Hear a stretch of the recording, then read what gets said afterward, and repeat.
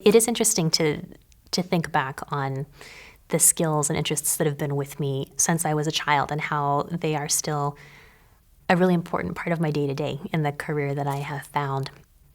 I think one guiding interest has been the stories that people tell to themselves and to each other, and not just the telling of the stories, but the importance those stories have in a broader social sphere. That's always been interesting to me. I would have phrased it differently when I was younger. I would have just said, I really love this movie, and I can't say why, but it's great.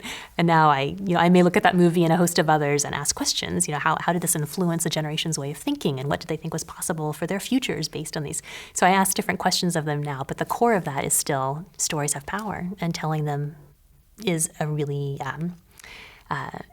formative part of our cultural experience. So that's something that's been with me for my entire life. But there are also other, personality traits or aspects of who I am that I can date back to my childhood. Certain ways of working that are important to me. I am a fairly creative person, and when I'm writing, I like to think about things for a while and mull them over, and then have an intense period of writing where I put it all down on paper and then move on. So I know that when I'm charged with writing tasks, or I give myself writing tasks, I need to be in an environment that allows for that kind of creative production, some boundaries, but a deadline.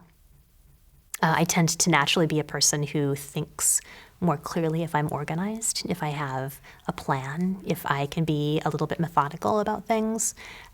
So I bring those skills with me, and they're really welcomed in an environment that needs some project management.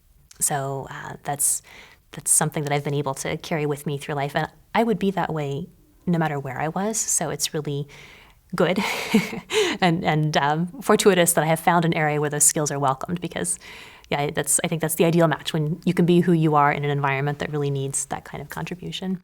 But those are things that I can date back to childhood.